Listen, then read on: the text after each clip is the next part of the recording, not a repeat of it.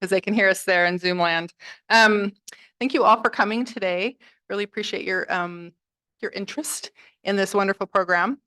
Jeff will have some announcements in regard to this next year's availability as he does his presentation. But let's get started. Before I get started with introducing Jeff, everyone knows him, but I'm going to go through the redundancies anyway.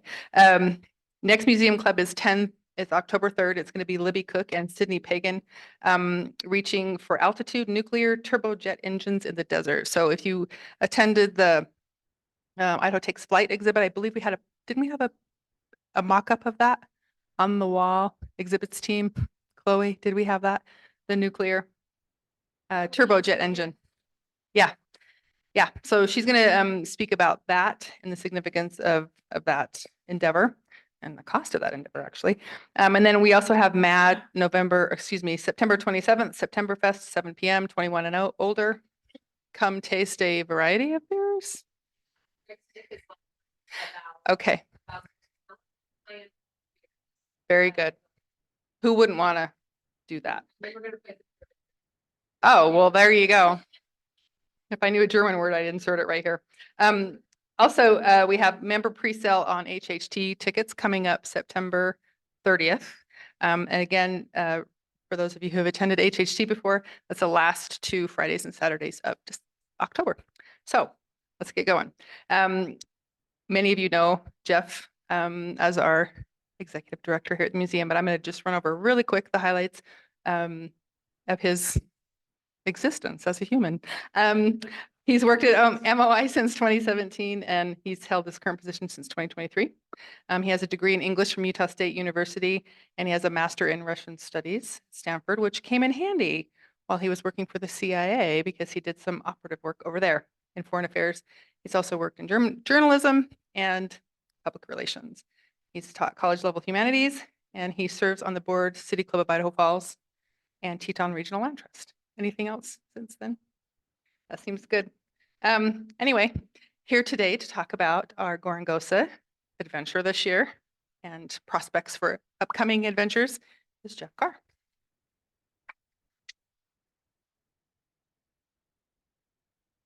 All right, thanks, Kim. So most of you know me. This is going to be a relatively informal sort of presentation.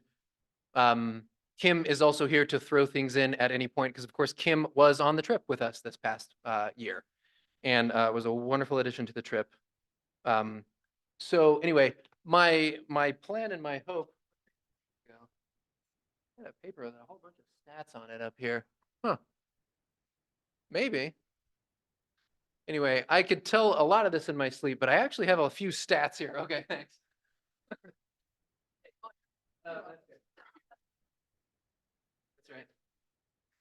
right. Okay, so I know several of you, and several of you know each other. So first, just to sort of so everyone knows who everyone else is, a quick show of hands for those of you who either went on this trip or went on last year's trip with us. Quite a few of you. And I appreciate that you're here to relive this experience. That must have been a positive thing, apparently, for you, or you wanted cupcakes, I guess. And then a quick show of hands if anyone is already signed up for next year. We have a few. Good. 3 of you, David, Kathy, and Patsy. Glad to have you here. Okay, so I want to start out a little bit real quick, just talking about why we do this trip at the Museum of Idaho. And you can see here our mission statement, and then even perhaps more appropriately for this program, our vision statement here at the bottom, bringing the world to Idaho and Idaho to the world. This is something that we do in different ways.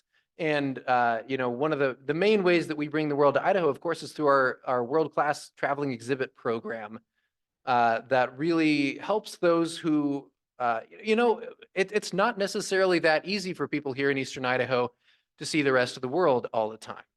There's a lot out there to see, and so we are, and there's a lot out there to learn about, and we are. That's why we're here and why we have this incredible exhibit program to make sure that we can do as best as we can to bring some of the finest parts of the rest of the world here for people to enjoy. That said, I personally believe, and I think I'm not alone here in talking about the transformative power of actual travel as well. Mark Twain has 6 or 7 different quotes on it that I thought about putting up here, but they're all actually a little bit condescending also about, all you bigots out there and all of you, whoever, where travel is fatal to bigotry and prejudice and all that stuff. And I think that's true. But I think it's also just incredibly important as a general, broadening of perspectives, even for those who have, however broad your perspective may already be, there's always more to learn. There's always more to see out in this wonderful world. And I think it's appropriate that as a museum, as a center, a nexus of culture and learning for this region, that we are able to offer these sorts of excursions as well. And I'm really proud to be able to be a part of that. Of course, you might ask the question, why do we go to Mozambique specifically? If you have seen the world antipode map, right? So the antipode is the point on the Earth that is directly on the opposite side of the Earth, the farthest away you can go. Mozambique is just about there for Idaho Falls. It's a little off the coast of Madagascar in the Indian Ocean. But this place is not where you would normally start off a new travel program for a local organization. That said, of course, we have a connection directly to Gorongosa National Park. And I'm going to go a little bit into that history and talk a little bit more on that as well. But we need to get going because we could talk about this for a while. So suffice it to say, we're going to keep doing this trip. We're going to keep tweaking it. In fact, we're tweaking it for next year already. And we're starting to branch out into additional locations as well, which is something that I'm really excited about. And there's more to be figured out, I think, in terms of how we do this. We're a small staff and a small nonprofit, and to be able to take a bunch of people and ship them off to Africa is no small thing. And so we have some things to figure out still, but I think we are moving in the right direction, and clearly there is a fair amount of demand and interest in this community for this sort of thing. So we're happy to respond to that. So, okay, we're going to start just the notion, I think, and the title that we had talked about for this presentation is essentially a recap of this past year's trip rather than a look forward. Of course, at the end here, we're going to talk a little bit looking forward, but the idea here is to talk about what we have just experienced about a month and a half ago. And so I'm going to dig right into it. Well, here's how we advertised it. There it was. That's who we are. This is the one photo that you will see here that is actually not of this past year's trip. Everything else that you're going to see are photos that were taken by residents of Idaho Falls and other members that came on our trip just a month or two ago. In fact, quite a few of them were taken by David Johnson. So thank you for some good stuff. Okay, so we start out in Johannesburg. So, and I have to note that by far the most difficult part of this trip is getting to Johannesburg, South Africa. And it's a lovely city, and it's a big city, and there's cool stuff going on there. It's just really far away. That's the thing. And so we get ourselves to Johannesburg, and then on this past year, we had a wonderful opportunity to see some important things here on this trip, including here. So you'll notice this will draw the eye right away. This is from the Apartheid Museum in Johannesburg, which is, of course, the largest city in South Africa. And the real South Africa has an interesting government that they split up their capitals in different ways, a judicial, legislative, and executive capital. So Johannesburg is essentially the judicial capital, but it's also the largest city by far, and sort of the center of economic activity for the country. It was also Nelson Mandela's home, and so the center of the apartheid and the anti-apartheid movement as well. And so we had a wonderful opportunity to tour the Apartheid Museum. So what you're seeing here is a remnant of a very recent past where there was an incredible segregation in this country. And I'm not going to talk about that too much, but suffice it to say, we had a wonderful experience learning about this terrible regime and sort of the things that were done to knock it down that had been in place for decades. but had a wonderful experience here at the Apartheid Museum. We had dinner at a nice restaurant, and well, actually, it was sort of a garage, but the food was good. Um, I guess when I say nice, I don't know how many of you have also traveled to Africa. Otherwise, I know a couple of you have. Very good. Okay, very good. Yeah. So wonderful experiences.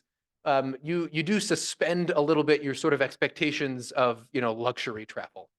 But everything is safe and just fine. And we've got wonderful guides to take us around to the right places at the right times, and all is well. So anyway, there's Nelson Mandela's house, which is now a small sort of historic house museum that we were able to tour, and had a wonderful little experience there. And there's a whole bunch of us there at the Welcome to Soweto sign. Soweto, of course, being short for Southwestern Townships, it's essentially the largest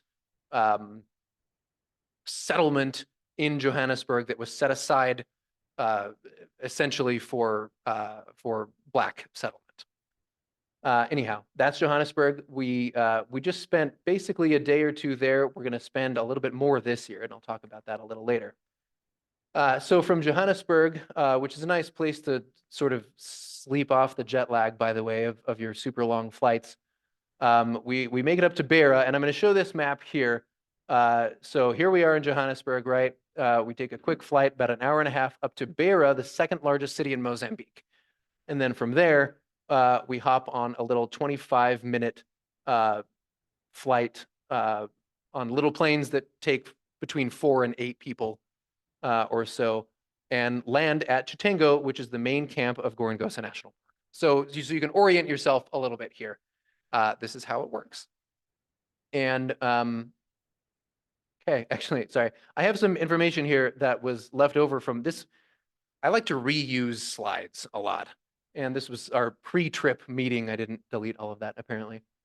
Anyway, so you can see that we're sort of right in the middle of nowhere there at Gorongosa National Park. Okay, so we have to talk a little bit about the park itself now, talk a little bit about its history and its location. So Gorongosa is a 4,000 square kilometer area right at the bottom of the Great Rift Valley. So this Great Rift Valley comes up from essentially the Nile up near the Mediterranean and comes all the way down East Africa. And it is known for essentially being the cradle of humankind more than anything else, right? Incredible archaeological work being done here that links humans to our early hominid ancestors. And some of that work is actually being done in the park as well. So you can see here, we're about 95 kilometers from the coast. There's Beira down there.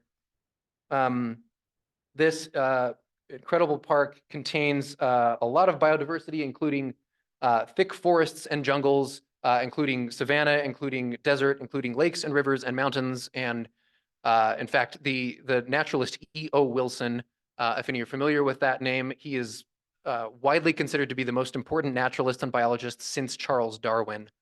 Just passed away a couple years ago, Harvard naturalist.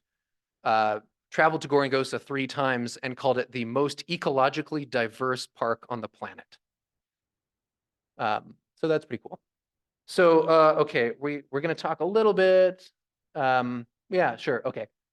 So here are some of I put this together in order to guide me, right? And we'll see how it goes. So here are some of the landscapes you might see. There's Wade. That's a picture that I took of Kim's husband that I was pretty proud of, staring off into the sunset. So this is above a waterfall. This is a fever tree. Anyway, some cool stuff here. And anyway, all these sorts of different biota, basically, that you get to see while you are in this place. Yeah, that's some of us. Yes, there's some lions. We'll talk a little bit more about that. But so you can see some of the different landscapes that you sort of expect to see in this park. So, okay, quick history then about why here, why this particular place, beyond sort of the fact that the most important naturalist since Darwin thinks it's the most biodiverse place on the planet. So Gorongosa National Park was not always a national park, of course. Mozambique was a Portuguese colony for about 400 years. And the Portuguese were not among the most humane of colonizers, I think it's safe to say. And there was a lot of great underdevelopment in this area for a very, very long time. And so this area was a hunting reserve, first of all, and then became a national park in the early part of the 20th century. Gained some notoriety over time for actually, you would get some sort of early golden age Hollywood elites traveling here to go on safari, and European royalty and whatnot would come down, and they built up sort of this infrastructure. And then in 1964, the Mozambican War for Independence began.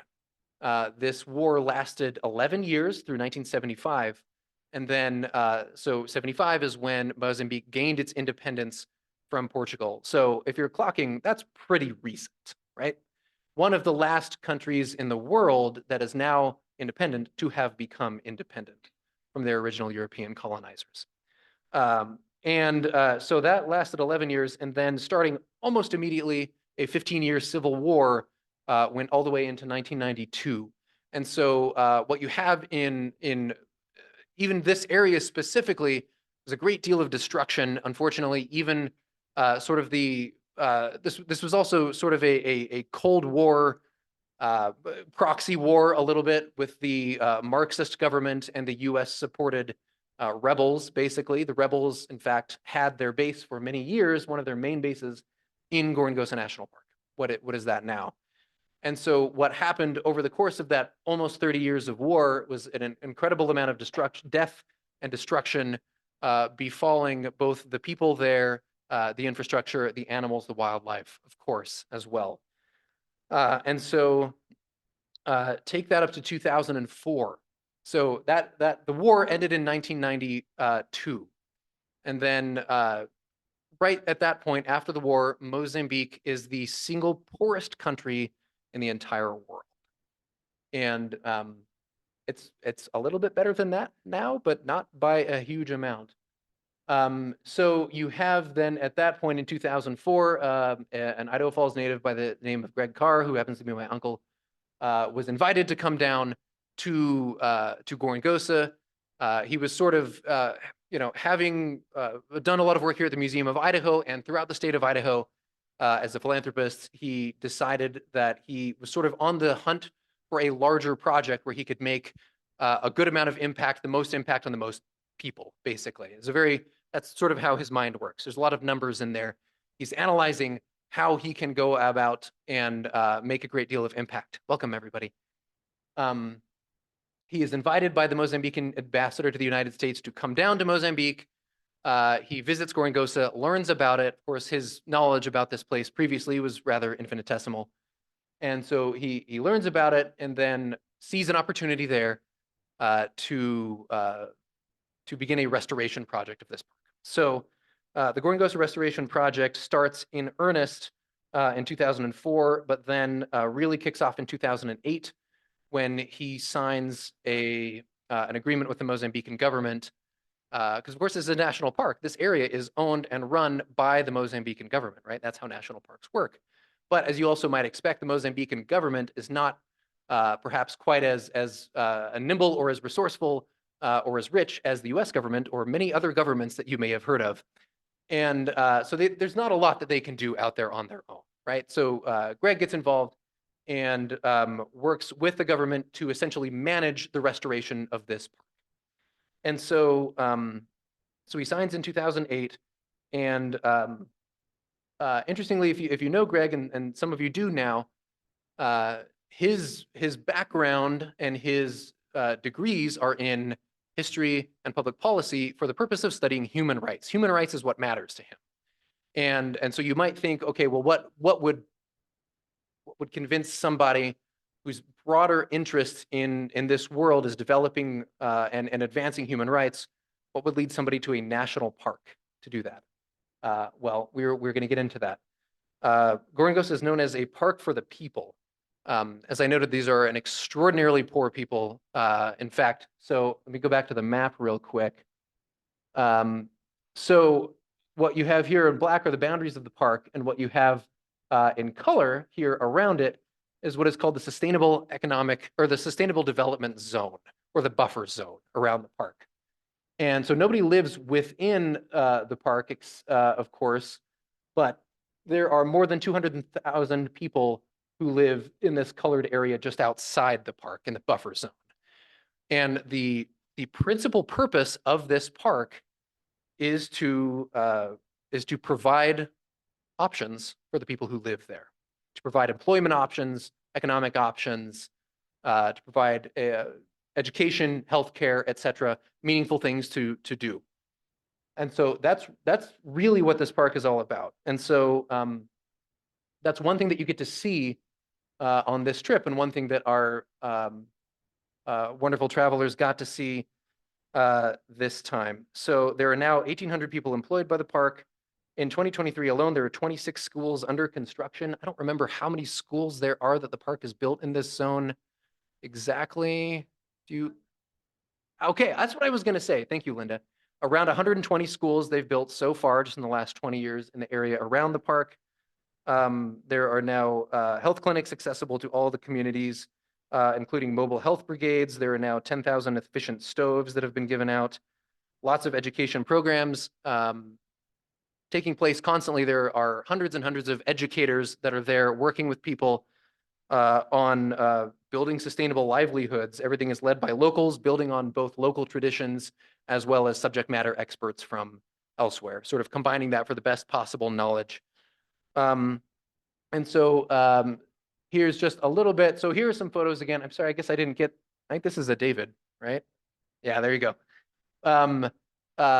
Just a few shots. So this is from the town, one of the towns that we went through, the largest city by far in the sustainable development zone. Here is one of the schools that was recently built. And so they're rather bare bones. They're pretty well open, just a single room, but frankly, having that alone when most of your housing looks like this, and actually most schools in the region also look like this. In fact, this would be perhaps on the nicer end of schools before sort of the park came along. Sometimes a school is just sort of like a big stake in the ground and people sitting around it as well. And so the idea again is to provide options for people and to provide educators here as well. And so this is already a good step here. And also, frankly, there are elephants just sort of wandering around everywhere that knock down houses and stuff, and they don't knock these things down. So what else do we have here? Okay, hey, look, there's a few of us. There's Jim and Deb. So one of the things that the park is doing right now to build up local economic activity is agricultural enterprises as well. And so one thing that you will see when you travel there is this is sort of one of the coffee sorting areas. There are coffee plantations in the region of the park, and locals are able to, if they choose to, grow their own coffee and then sell it to the park for good wages. And then there are park employees who so sift and sort and sort of do all of the roasting, even in a nice new building here. And then that coffee is sold throughout Mozambique and then a few other places as well. You can actually find it here in the States once in a while, although importing has been difficult. And then another enterprise that's happening right now is honey as well. And so there's a lot of bees around in some places. And so that's part of the tour, is being able to see some of the sort of grassroots agricultural enterprises and how they work as well. And so this was on a trip. You see, I have another photo that I did not include that also has me wearing one of these bonnets because they ran out of hard hats. P.S. Gender roles are still sort of coming along in Mozambique. They gave hard hats to the men and bonnets to the women for some reason. So yeah, right. So I got a bonnet because they ran out of hard hats. So another thing that you get to see on this trip and that our travelers got to see was some of the science operations as well. There are a number of science labs there at the park who are through partnerships with a number of universities, including Oxford, Stanford, pretty much any Ivy League you can mention. as well as a couple Portuguese universities and Boise State University, have partnerships where scientists are coming down. And one of the most important things that scientists are doing is training Mozambican scientists as well, and training Mozambicans to become scientists. In fact, here at the park is the world's first, as far as they know, the world's first master's program that is held and taught entirely within the boundaries of a national park, and is entirely for Mozambicans to earn a master's in wildlife ecology, essentially. So there are some cool labs that you get to see. Here's a couple more of our travelers, and you might not be able to see this, but everything there is named after Edward O. Wilson Biodiversity Laboratory. And so there's actually a molecular lab there, which is pretty incredible to get that sort of equipment to a place like this. But in addition, the point is really just to study this incredibly biodiverse place, to be able to log everything that's there. I don't remember how many new species have been discovered in the park in the last 20 years, but it's dozens, if not hundreds. And so there's a lot of fun science happening there. There's an archaeological lab. There's a plant lab and an animal lab, and all stuff that you get to sort of come and see, and also tour. And even a couple of our folks went out. These two are both, as are a couple of our other travelers, retired wildlife scientists as well, who went out on a couple of projects with some of the locals to study bats and other stuff that are out there in the park. So there's a lot of cool scientific activity, and it's sort of this locus of energy of really smart, interesting people who have come to the middle of nowhere in order to till this virgin soil, basically, in understanding some of the science that is there. So moving on to conservation, this is the other sort of main pillar of the park, and this is where I'm going to show quite a few photos from this last year, because this is what people took photos of, is animals.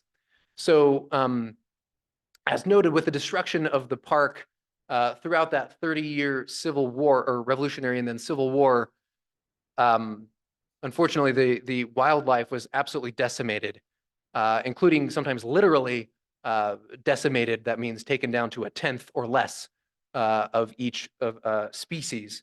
And so let's see if so the first comprehensive scientific studies of the park were done in the late 1960s, before the war had sort of quite reached the park, but just before. At that time, they logged 200 lions in the park. In around the year 2000, they were down to fewer than 10, and they are back up to 211 now. If we're looking at hippos, there were, in that first study, 3,500 hippos roaming around in the park. In 2000, they were down to less than 100, and they are back up to 964 now, so they're moving in the right direction. Wildebeest, same story, 6,000 before the war, down to 12 after the war, 12 individuals, back up to 1,500 now. And that's just sort of a snapshot of a lot of the species that have been conserved and rewilded. Some of the species had been lost from the environment completely. And so, in fact, they just got a new shipment of zebras in from somewhere else like a week ago. And so in the family, we got to name some new zebras, which was fun. I named one after my dog. Yeah, we'll see. It's in Portuguese, though, so they understand that there. Okay, so I'm just going to show a few of the species that you get to see, because one of the main things that you do when you come to Gorongosa National Park is that you go out on safaris, right? You go out in these big safari vehicles that you saw earlier, and we spend sometimes several hours a day, if desired, in these safari vehicles to go out and find these guys, right? So it's worth noting that unlike most game reserves and other national parks in Africa, Gorongosa is not fenced. So animals come and go as they please. And of course, there are trackers and collars on some and on certain species, just so the park rangers and scientists can keep track and make sure that the right things are happening with them and monitoring. But there's no fences. So you drive around and you have local guides who are from Mozambique and surrounding countries who have incredible background knowledge in tracking local wildlife. That actually one of the greater joys in my estimation of going on this trip is being able to meet the wonderful locals who work there and do cool things. And you get to know your guides pretty well.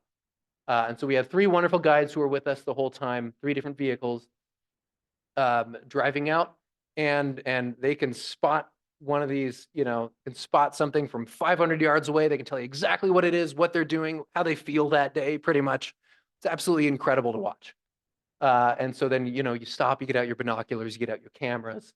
And so we have some great photos here that were all taken by travelers from this past year. So, okay, stop me. Actually, I should ask some of you guys, because the ungulates, there are a lot of ungulates, right? A lot of hoofed animals in the park. They are very plentiful. And sometimes they are difficult to discern from one another. So should we do a test to see if you guys remember your ungulates? They're all deer, right? More or less, yeah. Okay, what do we have here, anybody? That's an impala, good job.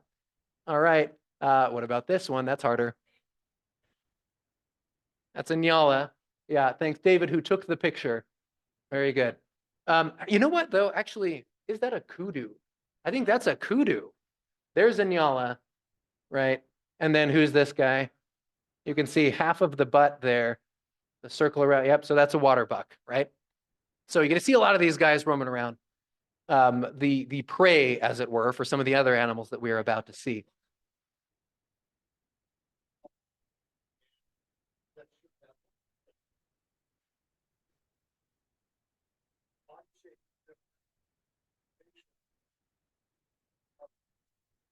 Yeah, yeah. Yes, they are. And sorry, I don't have another photo. This is it for the ungulates right here. Because we got other things to see. So here we have, what else do we have here? Who can name what else we have here? That's, well, that's actually not a painted dog yet. We've got one of those coming. Spoiler alert. That is a hyena that David and I saw not in a safari vehicle, but we were just walking around and there he was. That was kind of scary. So there's a hyena. They are bigger than you think they are. If you, like me, grew up in the 90s and your conception of hyenas is based on the Lion King, Disney's The Lion King, they're way bigger than that. You spotted the Kathy? That was you? Good job. Thank you for keeping us safe. What about this guy? That is a jackal. Yeah. And then a vervet monkey. Yep. I don't think I have a baboon in here. By the way, I should mention the baboons because that's one of the other fun things on the trip is they just hang out in camp and you got to lock your door or else they'll come in and ransack your room like they did to Linda last year. But we all have a fun laugh about that. They're kind of just around. Yeah. Yeah, that's right. That's right. They didn't get far.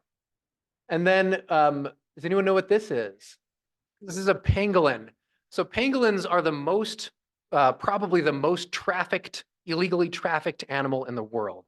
And so there's a pangolin rescue and research center at Gorongosa as well that has rescued and rewilded 106 pangolins since 2018. And a fun thing that you can do is come hang out with the pangolins. And we were lucky enough to see a couple in the wild, but also, if you're nice, then they'll let you also come up and get close and pet and get to know some of the pangolins, which are a really incredible creature. So very good. Okay, what else? What's next? Let's see.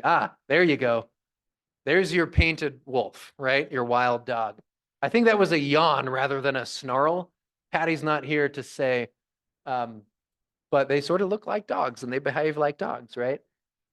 We got a warthog here. David, nice shot of the warthog. They're honestly my favorite animal there. And if you have been, yeah, see, everyone agrees who has been there. You think it's weird until you go there and you see them digging around in the dirt and going down on their elbows.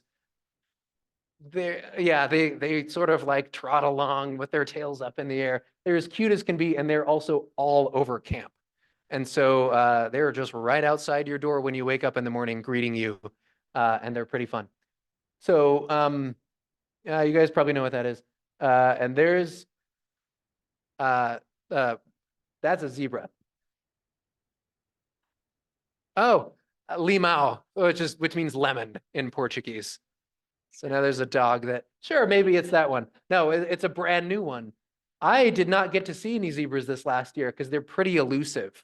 Everything else, I think most people got to see. The zebras are out there, but I guess they're a little bit more plentiful now than they were then. These guys are around too. They're kind of fun to watch. Okay. People seem to like lions as well. That's a fun thing that you get to see. Again, there are more than 200 lions in the park now, and they also are just kind of like big cats. You drive around, and there they are playing. They are doing sort of what they do. They sleep most of the day, and you can drive up closer than you might expect and take photos of them as long as you stay in the vehicle. So they do not mind at all. Our guides are extraordinarily sensitive to the actual needs of the animals there. And what we don't want it to do is disturb any important patterns or get in the way of, whether they might be hunting or grazing or whatever. And so there's always a healthy respect for that. The lions just don't care. You can go right up to them, and because they're doing this basically. Was that? Not recommended. No.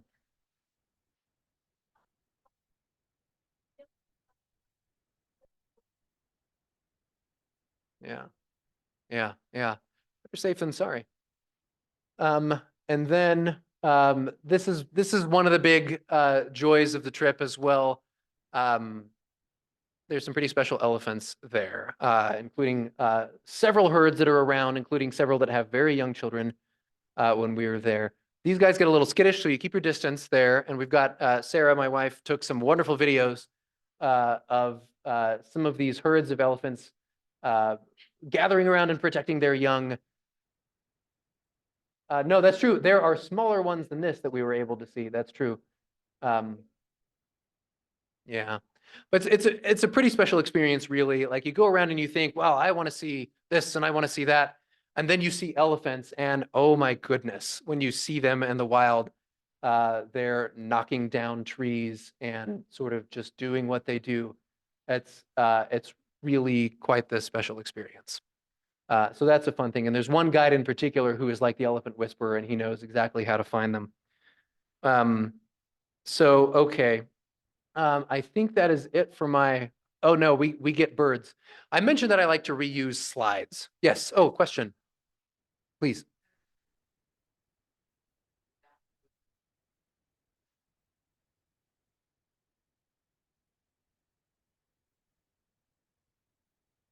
Yeah, so my understanding is that the system hasn't really changed there over time, right? Yeah, so they were decimated, but in fact, many of the elephants survived. What you'll see, of course, is a lot of the larger elephants who no longer have tusks because they had been hunted for that reason in the past. But their elephants also live for several decades, or they can. And there are elephants there in the park who, in fact, remember well the war and are rather rightly so scared of humans.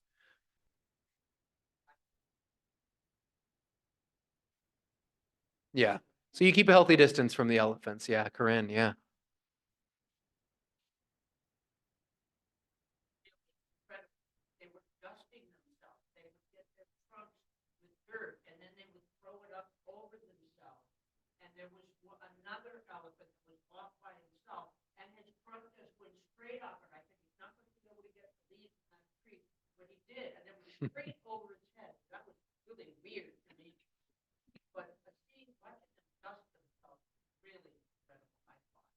Yeah. No, good call. I agree. Yeah. Does anyone else have experiences that they would care to share? Yeah.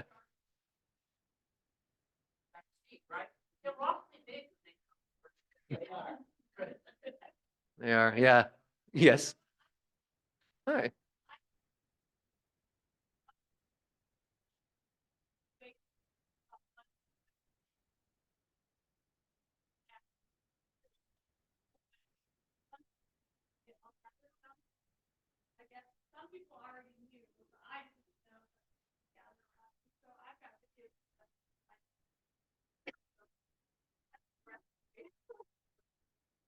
Right.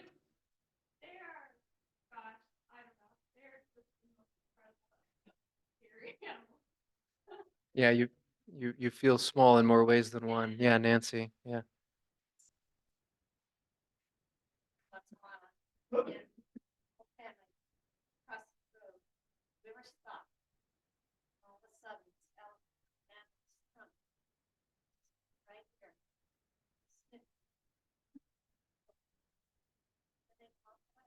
Nice. What did you do?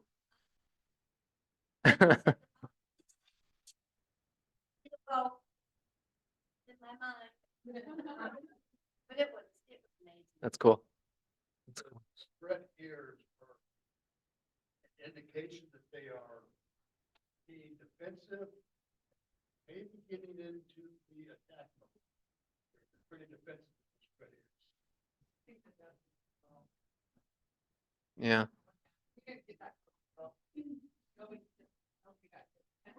No, no.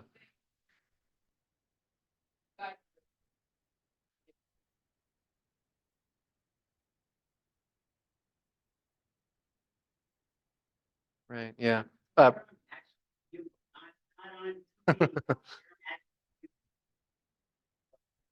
Yeah.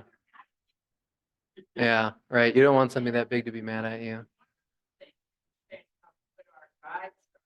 Our guy, maybe noticed in one of the pictures, there's a spotter sitting on the, hood of the seat there. But whenever we would get near elephants or lions or something, he would very quickly get off the seat, and climb into the vehicle. And our guys, I mean, they could say, well, there's a 2-week-old or a couple of 2-week-old elephants in there. I mean, they are really, really good. And another place, he saw a male lion, and it's very unusual for males to hunt. They make the women do all the work. And he said he just eat. And I mean, he looked like just lying grass to me. And we went around the bush, and there was his prey when he had just killed. I mean, they are very good, very knowledgeable, as you said. Yeah. Yeah. That's pretty fun. Gary, did you have a question? Yeah. Yeah, I wondered how the size of these elephants compare to those of other parts of the world. I know we were in Thailand a couple of times, and they are smaller. Uh-huh. That's a good question, Gary. I'm not sure I know for sure the answer to that. My impression is that these are among the largest elephants that you can find in existence now. Yeah, is that right? I get to figure out how animals are domesticated. They haven't been domesticated, and the Asian elephants can be domesticated. And in one, I can't remember, in Africa, males and females both have tusks, and in the Asians, just the males have the tusks. Is that right? I believe I've heard that. Good. Thank you. Same. This has been one. No, honestly, I never pretend to be an expert at this sort of thing too. And it's been fun to have this wonderful, diverse group of people who are experts in different things and who study up on it to come and we teach each other. That's been a blast. Yeah, good call. They are. They can cover some ground. Yeah. They are huge. Yeah, these are big guys. I know we should have something else out there for scale. No, they're quite large, quite formidable beasts. Very good. Okay, so that's essentially the conservation aspect of the park that we have here, the conservation of the animals and the wildlife, the plant life as well. National Geographic also noted that Gorongosa is home. They have called this the greatest wildlife restoration in history. What's happening in this park right now, which is pretty fun to see. So I mentioned that I like to reuse slides, and I'm speaking to the Audubon Society later tonight, and I know nothing about birds, and so I labeled these ones. So we have some good photos here as well. I'm sorry, I might be blocking the credit line down here. So a number of these are from David. Some incredible avian life that you get to see. as well. I'll just cycle through a couple of these.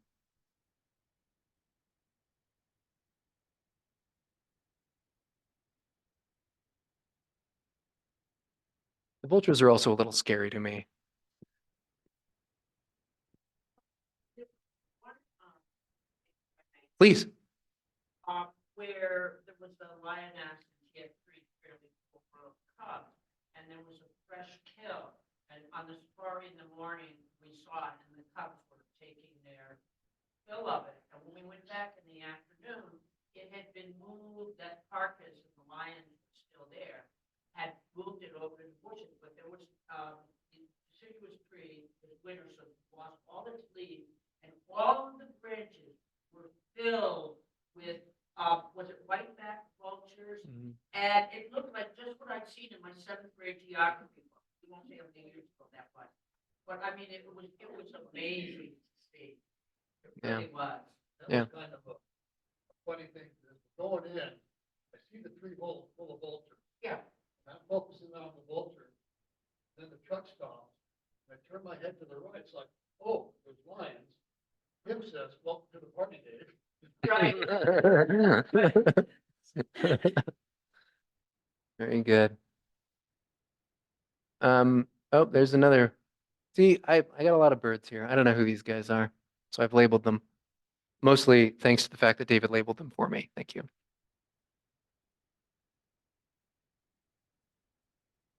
Okay. So I'm just going to wrap up and note that so at the park, tourism, as I noted, the point of the park is human development first and foremost, but then also conservation and science as well. Tourism actually makes up only a very small percentage of what happens at the park, only about 4% of all of the income, and that we are a part of. And so it's fun. 95% of the funding, by the way, comes from governments, mostly foreign governments, foundations, and other donors.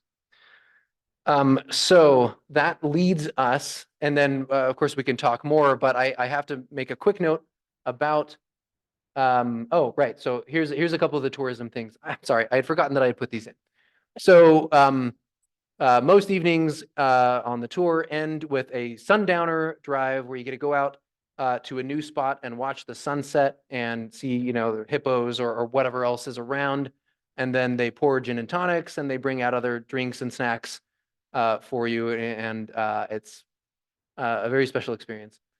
Here's some of the wardies hanging around camp, right? These are sort of the main bungalows that people stay in. These are duplexes, all of them. And then sort of just here's a shot of Corinne. I think that's probably you there, walking down on this hike down to a waterfall, as well. You're well fed on the trip. We were, in fact, this is a spot where you have dinner out at Wild Camp out in the middle of the bush, but you sort of get a nice 4-course fancy meal while you're out in the bush also. There they are. What would you like to say about the bananas? They're really good, aren't they? Yeah.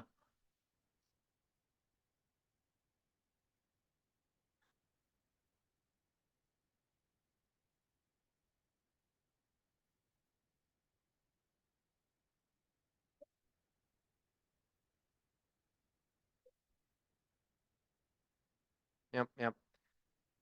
They're also native to this area, of course, as you might expect. Okay. Oh, look, and there's a waterfall that we hiked down to as well. I had to get another photo by Sarah in there. Okay, so that brings us to next year. So, well, yes, we are. You may not have seen that this last year. As noted, this is sort of what we hope is the beginning of a bit of a blossoming travel program to the degree that we can manage it here at our small nonprofit. But the idea is to be able to add on more interesting destinations in the future. At this time next year, we will have an exhibit here at the museum that we have not yet announced, but that is germane to some of this stuff.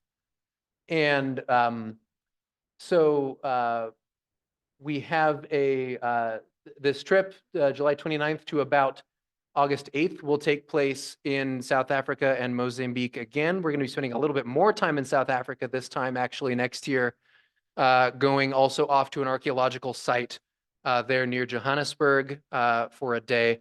And then there is an optional extension to Egypt as well. And so we've got about 5 days in Cairo and Luxor to see pretty much the things that you want to see when you go to Egypt. Valley of the Kings, Valley of the Queens, Hatshepsut's temple, King Tut's temple, the Sphinx, the Great Pyramid of Giza, stuff like that. So that's going to be fun. Here is a quick note. We opened up registration for this trip 48 hours ago, and we have now sold 25 of the 26 spots in it.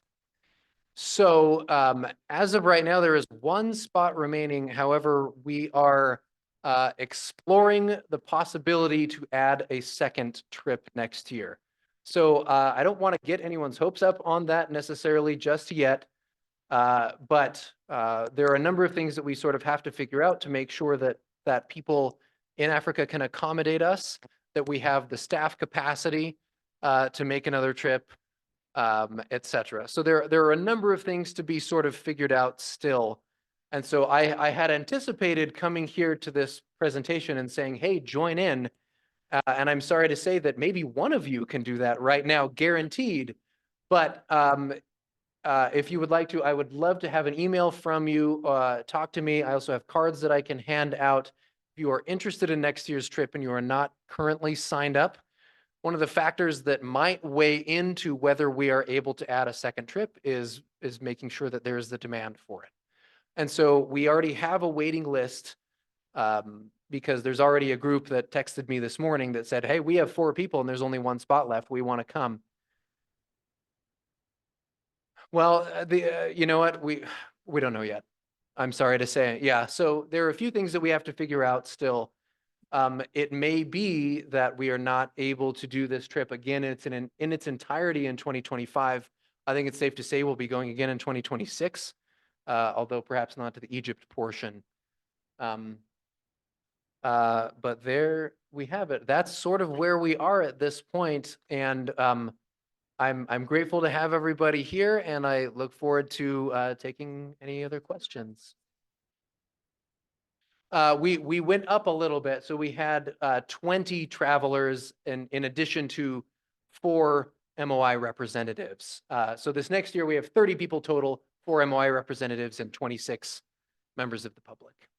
Basically, we are not able to go higher than that on one single trip. So, and you wouldn't want that anyway, you know? So, yeah, Dave.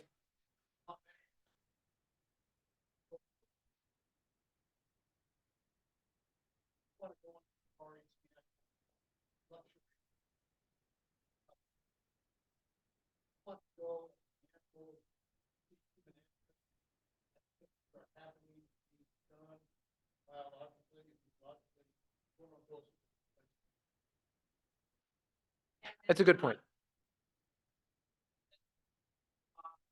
Far from it, yeah.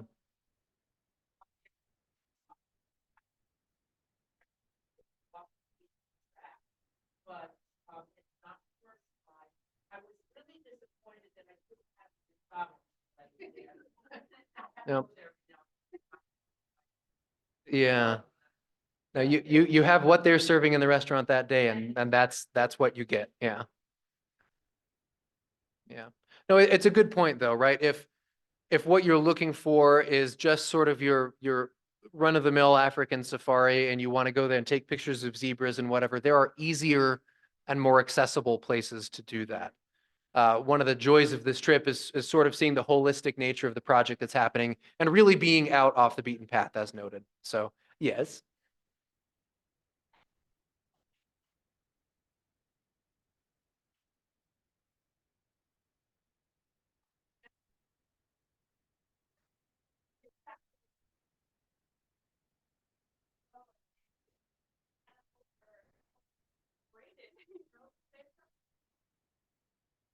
And they're fenced in often too. Yeah.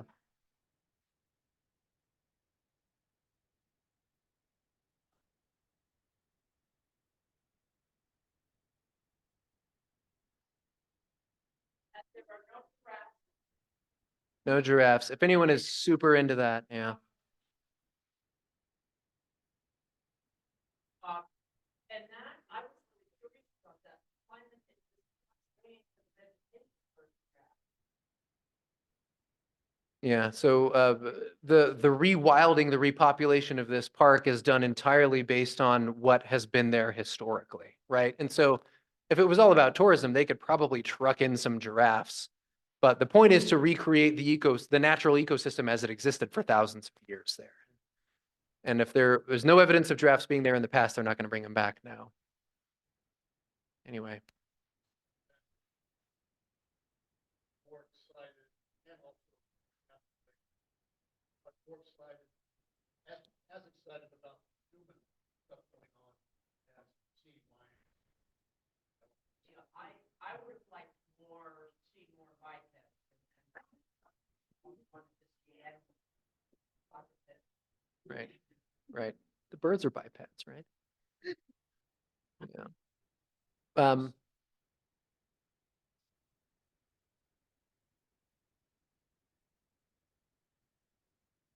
Yeah.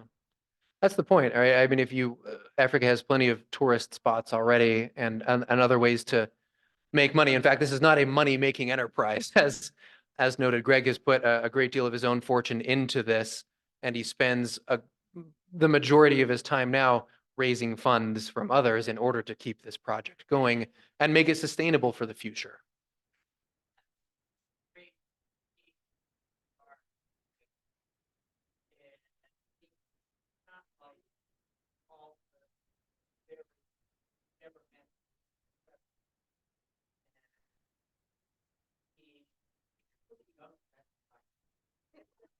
Always has been.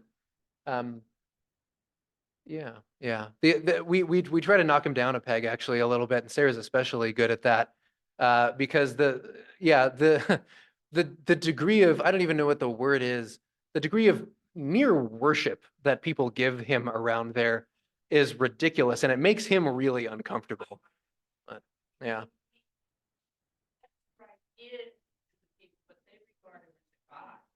yeah, it's a little weird. Yeah. Yeah. Um, any other final, so I'll stick around. I'm sure other travelers from this past year will stick around. Thank you for being here, and thank you for coming to hear sort of this report. I'm happy to report also that everyone's flights were on time and everyone got all of their luggage. And yes, Kathy.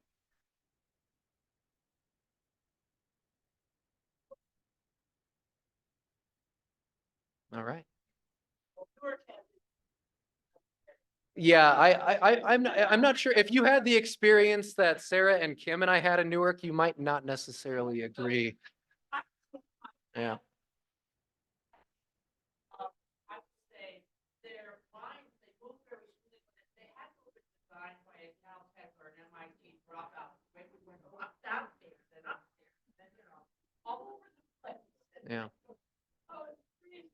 Yeah, it's a pretty special experience, and in fact, I think the travel bonds people together. You know, I think we've all made friends with each other now, and when I see you out in the wild, I couldn't be happier about having been able to share that incredible experience with you. And even the trip from last year, 2023, has already held reunions because these people are close friends now. And anyway, it's a special experience. Thank you for joining us. And if you are interested, please do let me know. Send me an email, and we'll get you there one time or another. Okay, thanks everyone.